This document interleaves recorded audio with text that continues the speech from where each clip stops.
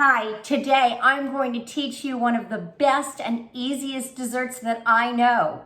It is a favorite of mine for the holidays, and it is so easy. I'm going to walk you through it because I've already done a video and I messed up. So we're going to walk you through this and not use more ingredients.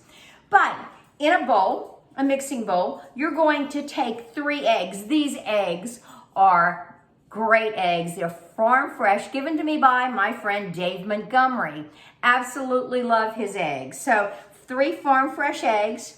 I want you to whisk that up in this bowl. And so you've got that going nice and mixed. Meanwhile, or before you even started this, you're going to take a baking dish, a glass baking dish, 9 by 12. You're going to butter the bottom. You're going to put wax paper across the side like this and across long ways. You're going to butter that wax paper. Now we're using a little bit of butter and there's going to be more to come. So it's Thanksgiving though, and we can always walk to get those calories and fat off.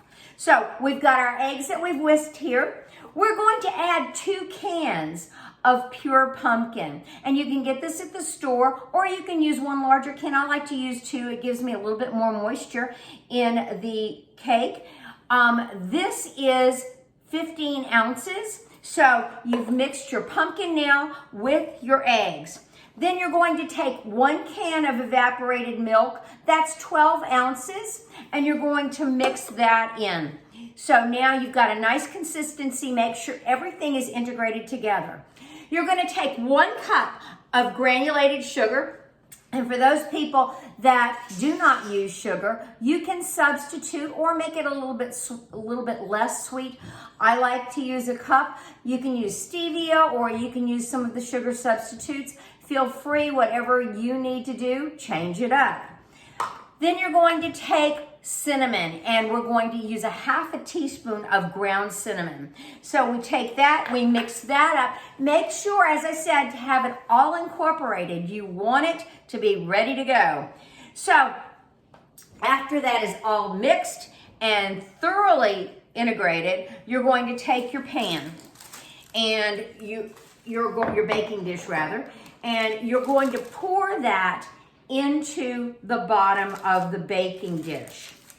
Meanwhile, I have a cake mix, which I'm not going to do anything to. So I've got a Betty Crocker Super Moist, and what I'm going to do with that is sprinkle the cake mix over the entire moisturized mixture.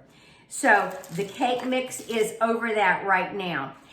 In my food processor, I chopped up a little bit over a cup of pecans, probably about 1.25 cups, because I like more pecans to mine. You can either use walnuts or you can use pecans, whatever you would like to do, but I like to do pecans, especially with pumpkin for the holiday. So I put that all over the mixture like that.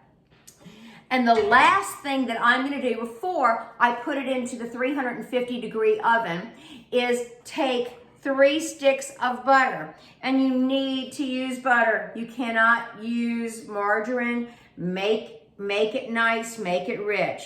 And you're going to pour the butter evenly all over this mixture. And I know everybody, when they first make this, they go, oh my goodness, you used a dry cake mix. Well, what happens is the moisture from underneath comes up, the moisture on top from the butter goes down, and it makes for a beautiful cake. So this will go in the oven for approximately an hour, maybe a little bit more than an hour, depending on your oven. Remember, I talked to you about not all ovens were equal, and some are not calibrated the same way. I've got my oven set at 350 degrees, not convection, but regular, 350 degrees, and it will go in for 1 hour. When it comes out, while it's in there, I am going to be making the topping. The topping is 8 ounces of cream cheese that has been at room temperature, and it's very nice to work with, easy to work with. You don't want to have lumpy cream cheese. You're going to take this and you're going to take 2 cups of Cool Whip and you're going to beat that together in the electric mixer. So it needs to be very smooth. So the cake comes out after an hour. You let it sit. It's got to cool completely. Got to cool completely. And then you'll put this on top, the mixture of the cream cheese and the Cool Whip. You can use Cool Whip Light. I think at this point in time, it's not going to make a difference. So anyway, you'll spread it over the entire cake and it's ready to go. I refrigerate mine until I'm ready to use it. So today mine is being made. So it's the Monday before Thanksgiving. My cake will be made and ready to go. It will go, I will seal it after it's all done. And when I'm ready to serve it, I serve it 2 ways. I can serve it chilled, or I can serve it, I can scoop it out, I can put it in the microwave and then serve it. I like to serve it with a dollop of freshly made sour cream. Now, sorry, whipping cream. So it's been one of those days. But anyway, we serve it with fresh whipping cream. You can make your whipping cream in a cool bowl in your mixer and it will come out wonderfully. So anyway, if you have questions, message me on Facebook.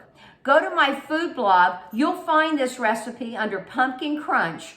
There are a couple differences. I used, instead of 1 large can, I used 2 cans of this. Otherwise, it's very simple. So go to my food blog, CABEUSER at WordPress. That's me. Or ask me a question on my Facebook. And check me out on YouTube. I'm there too. So got lots of other recipes that you can see and watch. So we'll talk to you later. Bye.